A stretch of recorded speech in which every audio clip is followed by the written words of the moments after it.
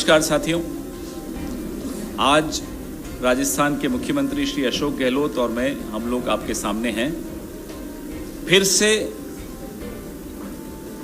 एक राजनीति का में गठबंधन होना तो एक स्वाभाविक बात है, गठबंधन होते हैं, दिखते हैं, लेकिन जो अमित शाह और नरेंद्र मोदी की राजनीति का गठबंधन है वो एजेंसीज के साथ है, वो बड़ा स्पष्ट दिखता है।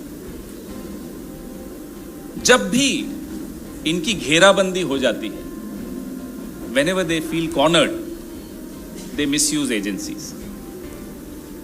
एजेंसियों को सामने कर देते हैं। वो राज्यों के चुनाव हो, वो बंगाल हो, उत्तर प्रदेश हो, आसाम हो, कश्मीर हो, महाराष्ट्र हो, या फिर गहलोत साहब का राजस्थान हो, सब जगह आपको एजेंसीज की भूमिका और उस भूमिका की टाइमिंग बड़ी स्पष्ट तौर पे दिखती है। साजिश क्या है? साजिश है हमें चुप करवाने की, षड्यंत्र है हमें रोकने का, और नियत है विपक्ष मुक्त भारत। यह हम सबको स्पष्ट तौर पे समझ लेना चाहिए। देश का यह अधिकार है जानने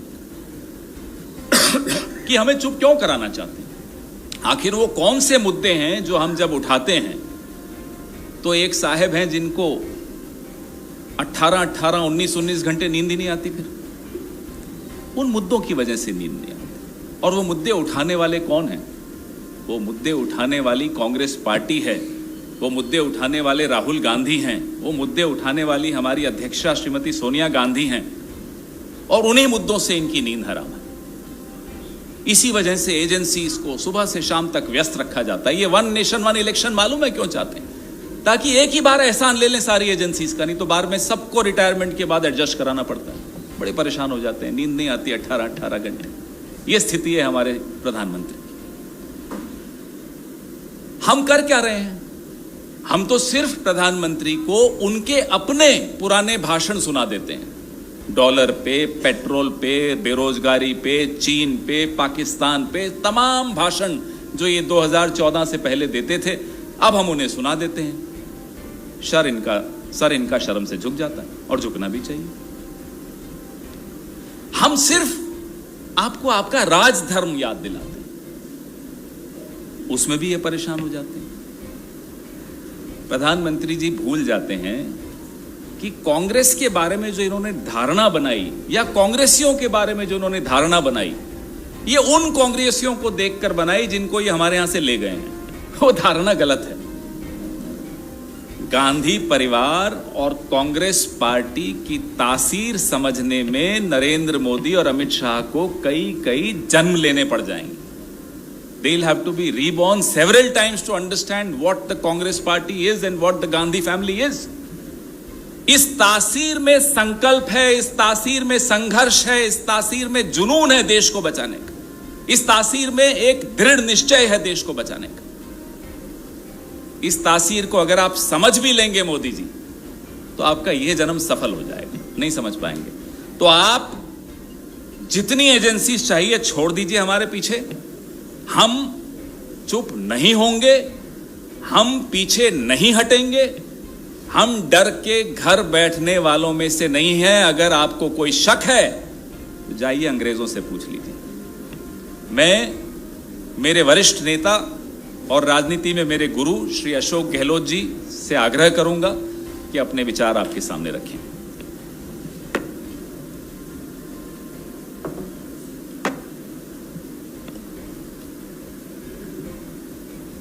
पवन खेड़ा जी और तमाम मेरे मित्रों, जैसा आप सबको मालूम है कि आज ईडी ने पिछली बार राहुल गांधी जी को बुलाया था और 5 दिन तक 50 घंटे से अधिक समय तक उनकी पूछताछ करी। पूरा देश देख रहा था। और आज सोनिया गांधी जी को बुलाया है, जिसके बारे में पूरा मुल्क जानता है कि वो एक ऐसी नेता है जिसने पूरे देश का दिल जीता है। जिस रूप में उन्होंने यूपीए का गठन किया फील गुड और इंडिया साइनिंग के नारों को हराया, जो कि आर्टिफिशियल थे, जिसने डॉक्टर मनमोहन सिंह जी को प्रधानमंत्री बनाया। प्रधानमंत्री पद कोई छोड़ सकता है क्या? और जिनके जिंदगी में एक तरफ तो भारतीय संस्कार संस्कृति उन्होंने आत्मसात की, क्या क्या बातें उनके बारे में नहीं कही जा रही थी जब राजीव जी की शहादत हो गई थी। और जिस महिला नेता के रूप में उन्होंने देखा है, एक पारिवारिक महिला के रूप में भी, कि उनके हाथों में इंदिरा गांधी जी की शहादत हुई, जो एक महान नेता थी देश की। बांग्लादेश जिस रूप में बना उस जमाने के अंदर, पाकिस्तान के 2 टुकड़े हो गए। दुनिया के इतिहास में ऐसा कहीं नहीं सुना होगा कि 90,000 सैनिकों को, अधिकारियों को सरेंडर करवा दिया हो एक मुल्क के, जो हमारा दुश्मन मुल्क है, जिसने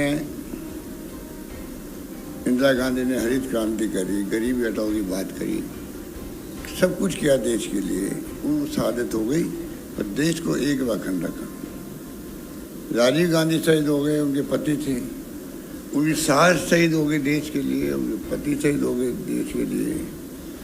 इस सरकार को इतनी भी शर्म नहीं आती है कि आप किस महिला को किस रूप में आप व्यवहार कर रहे हैं। ईडी वाले उनके घर जाके बयान ले सकते थे, कई बार लेते हैं, ईडी वाले घर जाते हैं बयान देते हैं, कोई नई बात नहीं है। मोतीलाल बोरा जी के बयान लेते घर जा करके।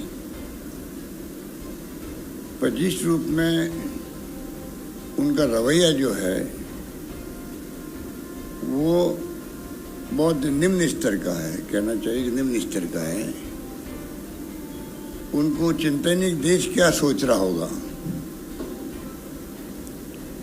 कांग्रेस शासन में हमेशा हर फैसला ऐसा होता था कि मीडिया में कोई इशू बन गया तो दुनिया देश क्या सोचेगा, और मुख्यमंत्री को इस्तीफे, रेल मंत्री का इस्तीफा, लॉ मिनिस्टर इस्तीफे हो जाते थे। इनके डिक्शनरी में बातें तो है ही नहीं।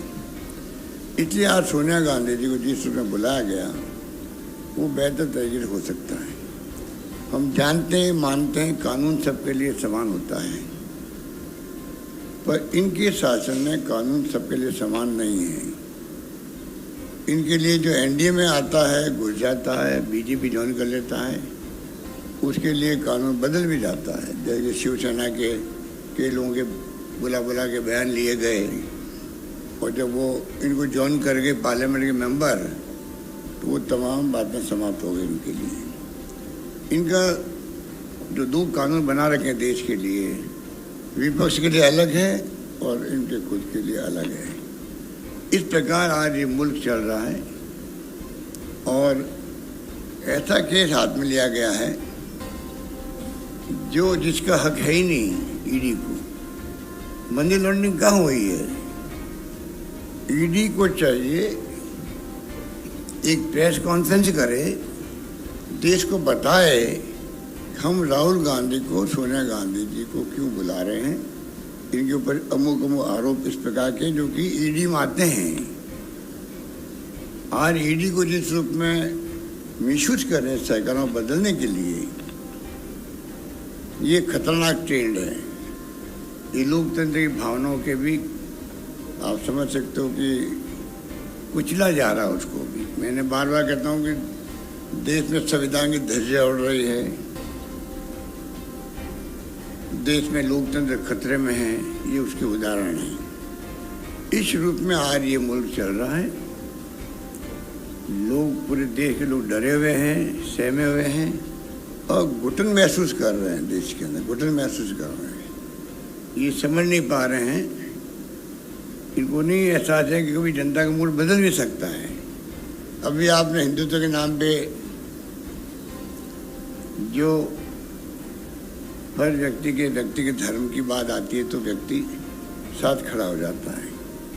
हमारी लड़ाई विचारधारा की है, देश को बचाने की है। इसीलिए आज पूरे देश के कांग्रेस जन प्रदेशों के अंदर, जिलों के अंदर धरने कर रहे हैं, प्रदर्शन कर रहे हैं, मैसेज देने के लिए। अब भी आप, ये तो लोकतंत्र के गहने हैं, धरने हो, प्रदर्शन हो, विरोध प्रकट हो, इसको तो टॉलरेंस पावर हो, ये तो लोकतंत्र में आवश्यक है। आज अगर ये होते हमारी जगह तो आज आग लगा देते, तोड़फोड़ करते। इनकी फितरत ये है।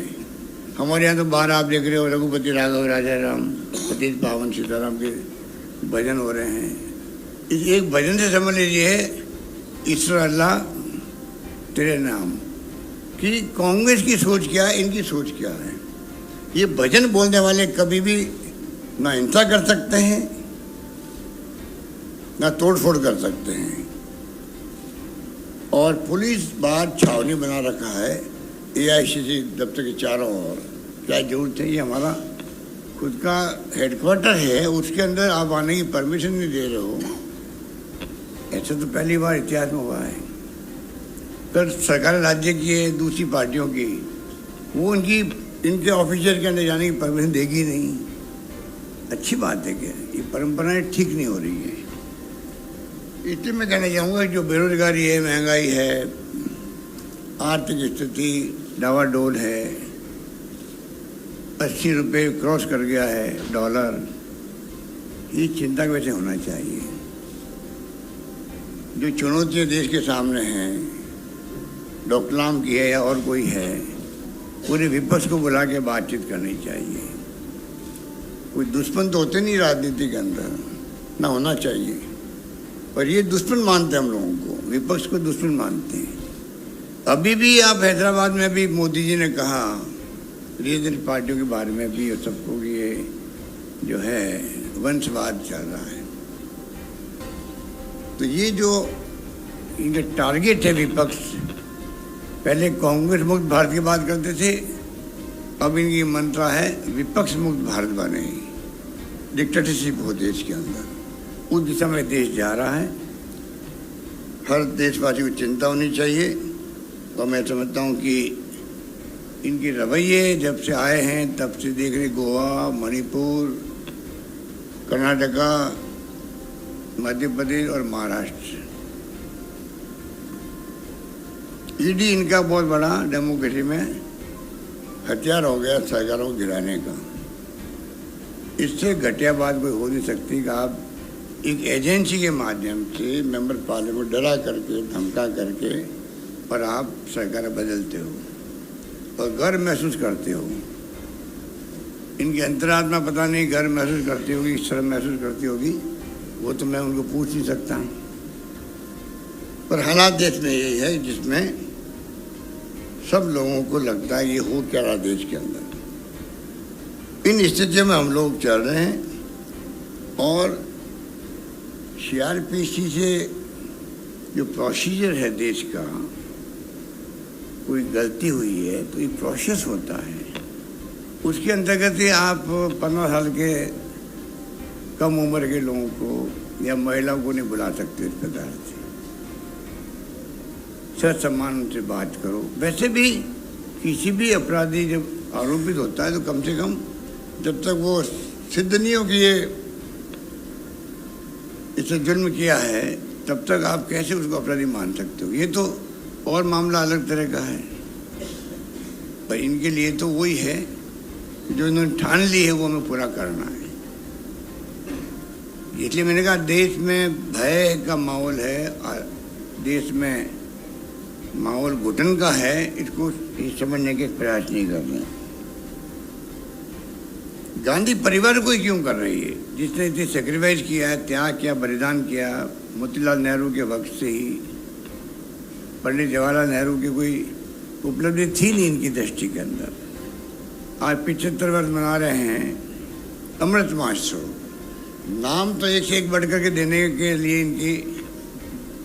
इनकी जो फितरत है RSS BJP, उसका तो कोई मुकाबला नहीं है।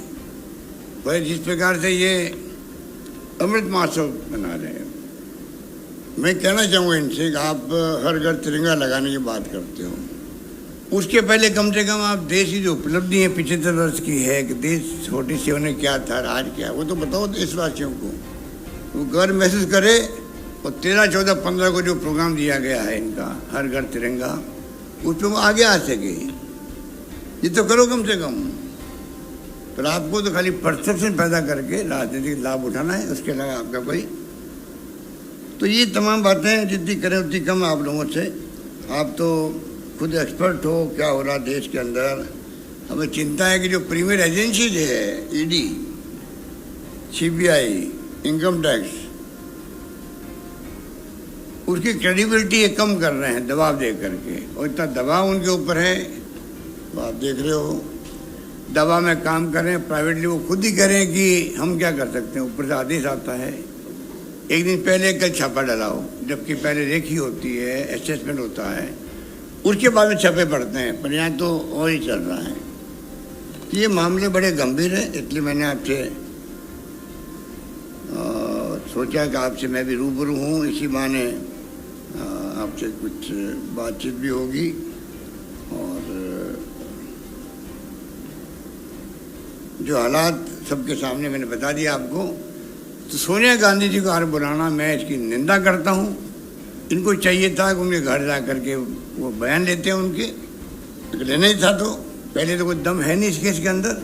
नेशनल हेराल्ड जब से मैं राजनीति में आया हूँ तब से देख रहा हूँ, ऊपर जवाहरलाल नेहरू का जो कंपनियों के सिस्टम होते हैं उसके अंतर्गत वो उसको मजबूत करने के लिए एक नेशनल हेराल्ड भी हम हिंदुस्तान टाइम्स की तरह, टाइम्स ऑफ इंडिया की तरह क्यों नहीं आगे बढ़ने का प्रयास करें। हालांकि पॉलिटिकल पार्टी के अखबार उस लिमिट तक जाते नहीं हैं, हम जानते हैं। जैसे 5-6 दिन नहीं उनका है, ऑब्जर्वर है। कभी कांग्रेस ने कोशिश की क्या उसको नेस्तनाबूद करने का, उसको बंद करने का, पर ये चाहते हैं कि अखबार नया खड़ा क्यों हो।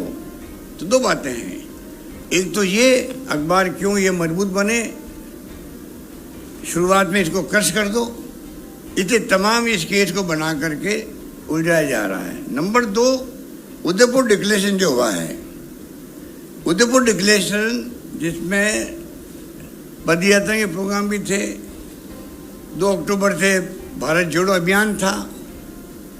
डिक्लेरेशन के अंदर जो भावना प्रकट हुई है देशवासियों के सामने कांग्रेस की, उससे मोदी जी अमित शाह जी चिंतित हो गए। उसी दिन से तय कर लिया और इमीडिएटली नोटिस दिए गए सोनिया जी को, राहुल जी को। और उसी ढंग से आप देख लो कि जो तमाशा हो रहा देश के अंदर, जिस रूप में बुलाया जा रहा है, जिसमें 5वें दिन तक, मेरे ख्याल से तो मेरी दृष्टि में कभी देखा नहीं 5 दिन तक किसी को बुला के ईडी वाले बयान ले रहे हो लगातार और घंटों। ऐसा एक भी केस ऐसा देश में नहीं होगा, जबकि बड़े बड़े केस देश के अंदर क्रिमिनल के होते हैं, मनी लॉन्ड्रिंग के होते हैं, पर उनके लिए कोई हाथ नहीं डालेंगे। और इनकी ईडी की हालत देखिए आप, करीब 1700 छापे डाले इन्होंने, 1700 छापे डाले, और 1569 स्पेशल इन्वेस्टिगेशन इन्होंने किए हैं। 0.5% इनकी कन्विक्शन रेट है इनकी, ये इनकी स्थिति है।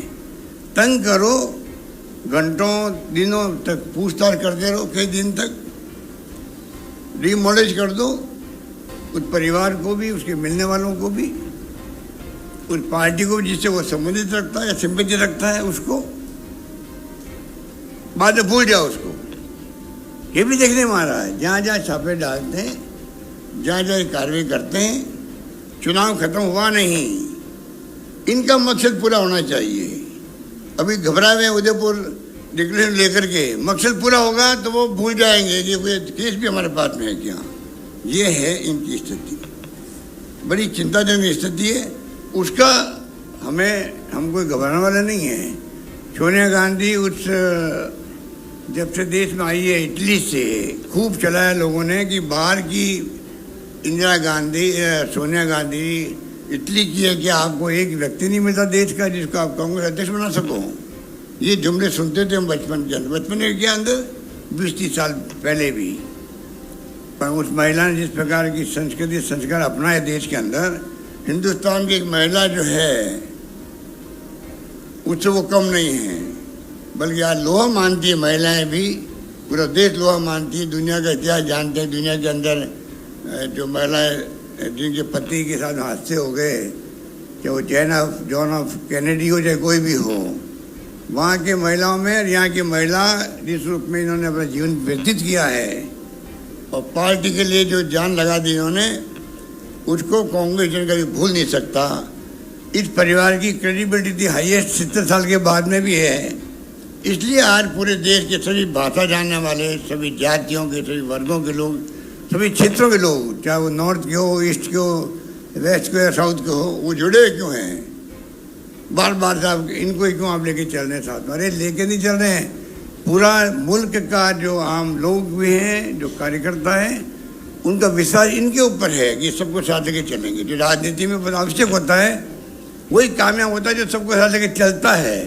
इस परिवार की क्रेडिबिलिटी बड़ी है, ये सबको साथ लेके चलेंगे, सबके साथ न्याय।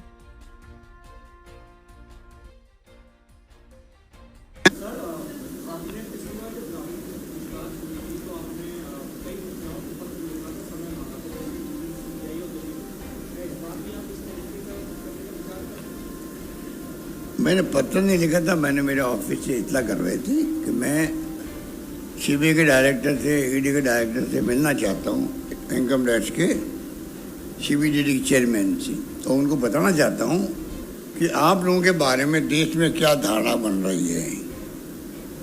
आपके खुद के जो फैसले, रेड हो रही है, दमन हो रहा लोगों का, उद्यमी हो, व्यापारी हो या और कोई राजनीतिक पार्टी जुड़ा हुआ व्यक्ति हो, जैसे राजस्थान में प्रयास हुआ सरकार गिराने का, तब भी एक साथ में 5 जगह छापे पड़े थे। इधर मेरी मीटिंग चल रही, इधर मेरे पिछवाड़े में छापे पड़े। जो इंडस्ट्रीज भी नहीं होते उनके छापे डाल दो, मेन आदमी है तो कोई, ये सब धंधे उस पर भी उन्होंने किए थे, ये करते रहते हैं। इसलिए ये कोई नई बात हमारे लिए नहीं है।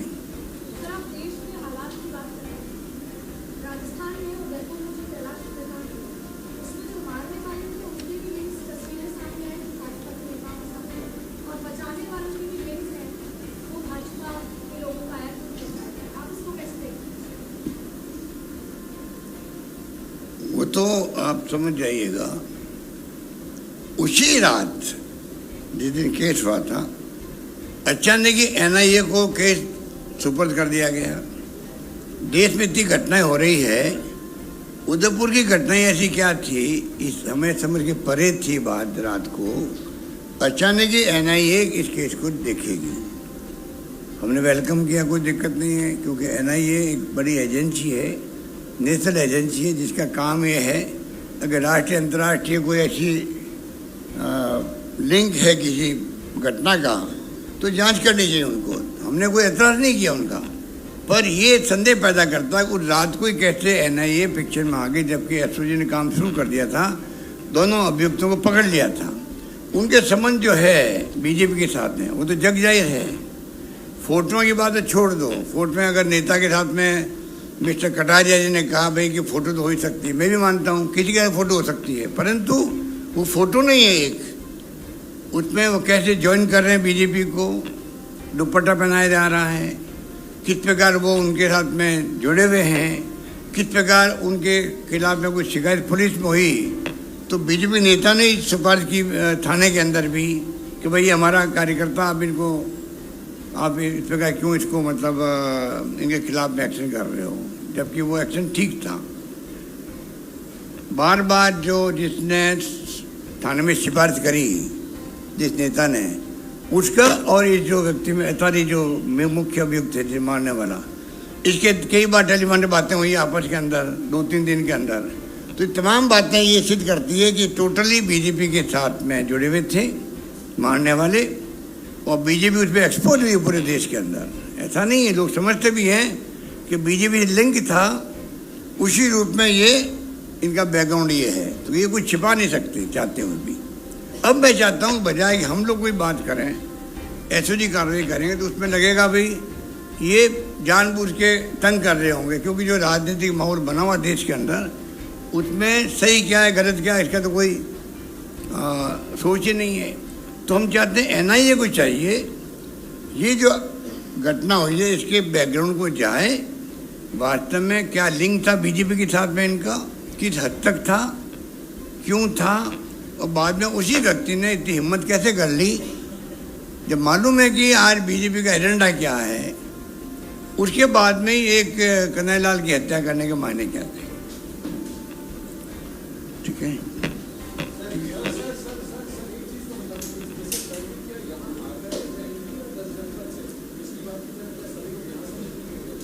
वो आप जरा उनसे पूछ लीजिए, उनसे पूछ लीजिए आप कि आपका मन यहाँ आके जाने का है।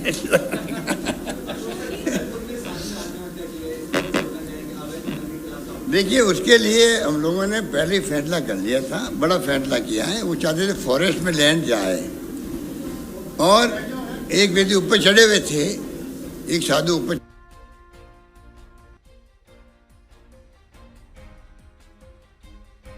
चढ़ गए थे, समझाइश हो रही थी भाई आप नीचे उतर जाओ, सरकार फैसला कर ली।